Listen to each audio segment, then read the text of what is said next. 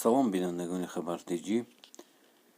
Дар охири моҳи июл парвозҳои чартерӣ аз Москав ба Тоҷикистон ҳар рӯз анҷом дода мешавад. Тоҷикистон иҷозатномаи дахлдорро аз Агентии федералии нақлиёти ҳавоӣ гирифтааст. Ба гуфтаи вай, ин парвозҳо дар навбати худ аз ҷониби ширкатҳои ҳавопаймоии Тоҷикистон амалӣ мешаванд.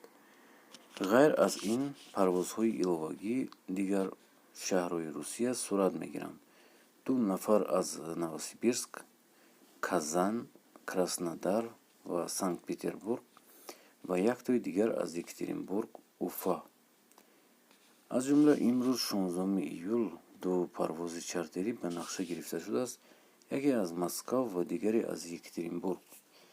инчунин 17 июл ҳавопаймо бо Тоҷикистон аз Санкт-Петербург ва 19 июл аз Уфа парвоз хоҳад кард. содироти шаҳрвандии Тоҷикистон аз Русия ба парвозҳои чартерӣ аз 25 июн сурат мегирад. парвозҳое ки чӣ хеле ки гуфтем мову шумо, дӯстони азиз, шумо метавонед аз телефонӣ аз гарачи линии посолствои Тоҷикистон бояд занг занед ва чартери Русия мешавад ҳар рӯз. Барои чӣ мешавад? Барои он ки Русия мехоҳад ки тезтар мигрантҳоро аз ин ҷо барорад.